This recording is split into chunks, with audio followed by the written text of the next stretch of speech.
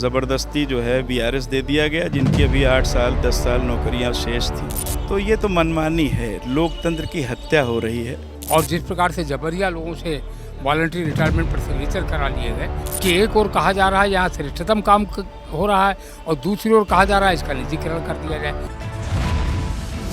बिजली निजीकरण को लेकर लगातार प्रदर्शन जारी है। मध्यांचल और शक्ति भवन पर लगातार संयुक्त संघर्ष समिति के लोग प्रदर्शन कर रहे हैं और निजीकरण का विरोध जता रहे हैं। वहीं आपको बता दें कि आज चंडीगढ़ में निजीकरण को लेकर के आज पूरे देश भर में प्रदर्शन संयुक्त संघर्ष समिति और तमाम बिजली कर्मियों के द्वारा किया गया। इसी कड़ी में आज राजधानी लखनऊ में मध्यांचल वितरण निगम और राजधानी लखनऊ में शक्ति भवन पर भी ये प्रदर्शन हुआ। इस दौरान हमने वहां पर मौजूद जो संयुक्त संघर्ष समिति के पदाधिकारी हैं उनसे बातचीत की है। सुनिए क्या कुछ कहा।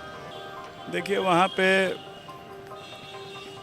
300 मेगावाट बिजली का पूरा चंडीगढ़ है और हिंदुस्तान की सबसे सस्ती बिजली कंज्यूमर को चंडीगढ़ में मिलती है। मात्र 600 रेगुलर अधिकारी और कर्मचारी हैं और 700-750 के लगभग जो है आउटसोर्स के लोग हैं। 26,000 करोड़ का एसेट था जिसको 871 करोड़ में बेच दिया गया और जितना उनकी सामर्थ्य थी। देखिए, लोकतांत्रिक व्यवस्था में हमको सवाल पूछने का अधिकार है और विरोध करने का अधिकार है। वो लोग जितने लोग थे सब सरकारी कर्मचारी थे, तो वो यही चाहते थे कि हम सरकारी ही कर्मचारी रहें। अगर उसको बेच दिया जाता है तो वो निजी क्षेत्र में नहीं जाना चाहते थे। लेकिन सरकार होती है, असीमित पावर होती है सरकार के पास। वहाँ पे 210 के करीब कर्मचारियों को ज़बरदस्ती जो है वीआरएस दे दिया गया, जिनकी अभी 8 साल 10 साल नौकरियां शेष थी। एक ताना बाना बुनता है इंसान जब सरकारी कर्मचारी बनता है। पूरा सपना होता है उसका कि किस तरीके से हम अपना ज़िंदगी बसर करेंगे, कैसे बच्चों को पढ़ाएंगे, मकान बनवाएंगे, बहन की शादी करेंगे, बच्चों की शादी करेंगे। एकदम से आप चकनाचूर कर दीजिए उसके सपने को। तो ये तो मनमानी है, लोकतंत्र की हत्या हो रही है और निजीकरण किसी भी समस्या का हल कभी नहीं रहा है। पहले निजी क्षेत्र में ही तो था, मार्टिन बर्ड वगैरह कंपनियां चलाती थी, वो लोग थे। उन्होंने सन 1959 में इसको जो है सार्वजनिक क्षेत्र में इसीलिए लाया गया था। देखिए, बिजली वेलफेयर की चीज़ है। जिस तरीके से इंसान की बेसिक नेसेसिटी रोटी कपड़ा और मकान है, उसी तरीके से बिजली ज़रूरत है इंसान की। इसको हानि लाभ से नहीं जोड़ा जाना चाहिए। तो बेहतर तो ये है कि सरकार, इतना पावर होता है सरकार के पास, इतने हैंड्स होते हैं कि सरकार कभी फेल नहीं हो सकती है। सरकार ने जब निजी क्षेत्र से सार्वजनिक क्षेत्र में लाया था तो इतना लंबा पीरियड 70-75 साल का चला, तो अब एकदम से कि साहब अब निजी क्षेत्र में ही एकमात्र विकल्प रह गया है। और अभी माननीय ऊर्जा मंत्री जी ने बहुत एप्रिशिएट किया ख़ास करके महाकुंभ की बिजली व्यवस्था को। नासा तक ने फ़ोटो जो है वो ऑल ओवर वर्ल्ड प्रसारित की कि देखिए ये प्रयागराज है। तो ये बिजली के लोग मेहनत किए हैं तब ना ऐसा है। अपने आप तो नहीं हो सकता है कि आप बटन दबा देंगे और जलने लगेगी। खून और पसीना लगा है लोगों का इस उद्योग को यहाँ तक पहुँचाने में। तो इस उद्योग को एकदम से बिना हमको विश्वास में लिए हमारे सपनों को आप बेच दीजिए, ये तो लोकतांत्रिक व्यवस्था नहीं है। हमसे पूछा जाना चाहिए 25 तारीख से हम लोग इतना ख्याल रख रहे हैं कि कहीं भी बिजली का प्रॉब्लम ना आने पावे। हमने अपने आंदोलन में, अपने विरोध में उन लोगों को नहीं शामिल किया है जो सप्लाई देखते हैं, इसलिए कि 24 करोड़ आवाम को बिजली मिलनी चाहिए। माननीय मुख्यमंत्री जी ने कहा 24 शहरी क्षेत्र को 24 घंटे और टाउन एरियाज़ को 22 घंटे और ग्रामीण क्षेत्र को 18 घंटे। तो ये सारी चीज़ें तो यही लोग कर रहे हैं। 34,000 अधिकारी और कर्मचारी 3,87,00,000 उपभोक्ताओं की खिदमत कर रहे हैं। हमको तो अप्रिशिएट किया जाना चाहिए। माननीय मुख्यमंत्री जी ने बहुत ज़्यादा हमारी तारीफ़ की। उत्तर प्रदेश में क्या गज़ब की बिजली है।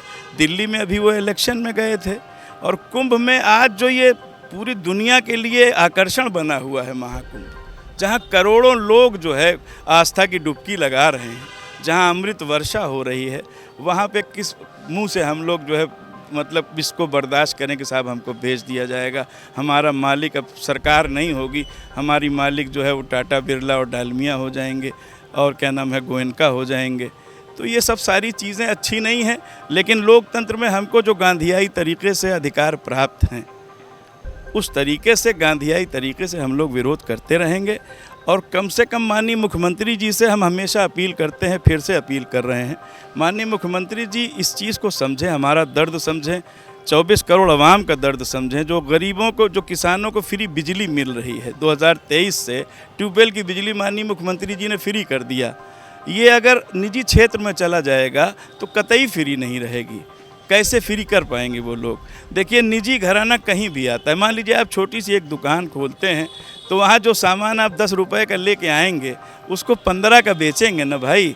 आपको जो आपने नौकर रखा है उसका भी वेतन वहीं से निकालना है, अपना भी खर्चा निकालना है, जो आपने दुकान किराए पे ली है उसको भी वहीं से देना है। तो घाटे का सौदा कभी निजी घराने नहीं करते हैं और फ़ायदे की चीज़ बेच दी जा रही है। चंडीगढ़ बहुत फ़ायदे में था, सबसे सस्ती बिजली देने वाला चंडीगढ़, और वो चला जा रहा है। इस चीज़ का हमें बहुत अफसोस है और मैं दिल्ली की सरकार से भी और उत्तर प्रदेश की सरकार से भी अपील करूंगा कि 3 करोड़ 87 लाख उपभोक्ता के हक़ में न्यायपूर्ण निर्णय लें और हमारे 34,000 जो रेगुलर अधिकारी और कर्मचारी हैं, 90,000 हमारे संविदा के लोग हैं, उनका भविष्य बड़ा अंधकारमय हो जाएगा। और अभी माननीय चेयरमैन साहब ने एक आदेश कर दिया कि 30% संविदा के लोगों की छटनी की जाएगी। रोज़गार देने की बात होनी चाहिए, लेने की बात नहीं होनी चाहिए।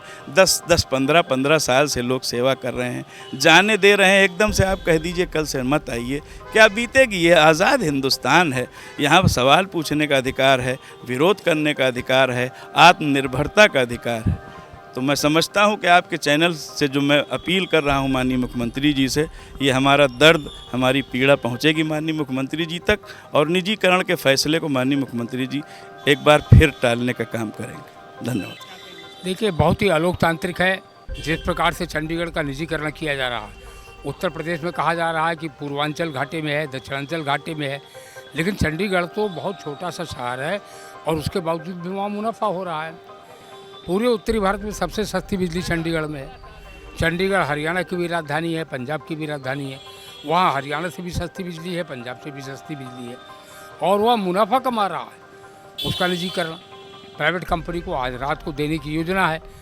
और जिस प्रकार से जबरिया लोगों से वॉलंटरी रिटायरमेंट पर सिग्नेचर करा लिए गए, लगभग 500 कर्मचारी वहाँ रेगुलर के थे, 250 कर्मचारियों ने कल VRS पर साइन कर दिया है और एक प्रकार से उनकी छटनी कर दी गई है। यह सब अलोकतांत्रिक है। उत्तर प्रदेश में भी मेरा यह कहना है कि जब भारत सरकार के ऊर्जा मंत्रालय ने कल एक ग्रुप ऑफ मिनिस्टर्स बना दिया है जो केंद्रीय ऊर्जा राज्य मंत्री के नेतृत्व में है, जिसके संयोजक उत्तर प्रदेश के ऊर्जा मंत्री हैं, और उत्तर प्रदेश के ऊर्जा मंत्री का बयान है, वो कह रहे हैं उत्तर प्रदेश में RDSS योजना के अंतर्गत श्रेष्ठतम कार्य देश में हो रहा है। वह कह रहे हैं कि कुंभ में बिजली कर्मियों ने जो काम किया है वह अपने आप में एक उदाहरण बन गया है और उस काम को अन्य प्रांतों में उसको अपनाया जाए। तो यहाँ निजीकरण क्यों किया जा रहा है? बड़ा यह तो विरोधाभासी बातें हो गई ना कि एक ओर कहा जा रहा है यहाँ श्रेष्ठतम काम हो रहा है और दूसरी ओर कहा जा रहा है इसका निजीकरण कर दिया जाए। तो फिलहाल मेरा इतना ही कहना है कि जब ग्रुप ऑफ मिनिस्टर्स का गठन कर दिया गया है तो जब तक ग्रुप ऑफ मिनिस्टर्स की रिपोर्ट ना आ जाए, यह कहा गया वो विस्तृत अध्ययन करेंगे कैसे बिजली वितरण कंपनियों का घाटा दूर किया जाए, कैसे उनको कर्ज से उबारा जाए।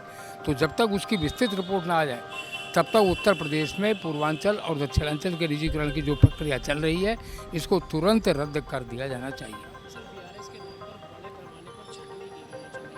जी नहीं, यह अलोकतांत्रिक है।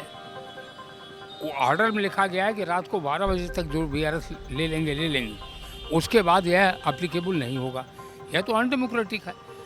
आदमी जब चाहे तब रिटायरमेंट ले, ना चाहे ना रिटायरमेंट ले।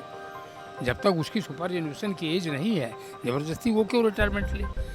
लेकिन आज की तारीख में मेरा ये कहना है कि कल ही शाम को ग्रुप ऑफ मिनिस्टर्स का गठन किया है भारत सरकार ने विद्युत वितरण कंपनियों को कर्ज और घाटे से उबारने के लिए।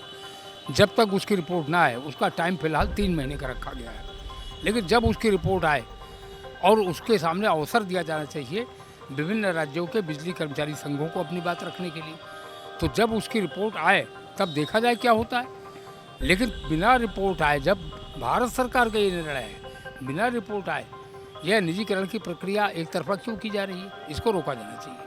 संयुक्त संघर्ष समिति के पदाधिकारियों का साफ तौर पर कहना था कि निजीकरण किसी भी चीज़ का हल नहीं है, एक बार जरूर पुनः विचार करना चाहिए। उत्तर प्रदेश के मुख्यमंत्री को विचार करना चाहिए, प्रदेश के ऊर्जा मंत्री को भी विचार करना चाहिए। एक सपना होता है और उसे अचानक से चूर कर देना कहीं का न्याय नहीं है। संयुक्त संघर्ष समिति के लोगों ने साफ तौर पर एनटीवी निष्पक्ष के माध्यम से मुख्यमंत्री से अपील की कि एक बार फिर उन्हें बिजली के निजीकरण पर पुनः विचार करना चाहिए। बहरहाल अब उत्तर प्रदेश सरकार इस पर विचार करती है या नहीं करती है, ये देखने वाली बात होगी। लखनऊ से कैमरा पर्सन बलराम के साथ नावेद माजिद, एनटीवी निष्पक्ष। देश विदेश की ताज़ा खबर पाने के लिए हमारे चैनल एनटीवी निष्पक्ष को सब्सक्राइब करें व बेल आइकन दबाना ना भूलें।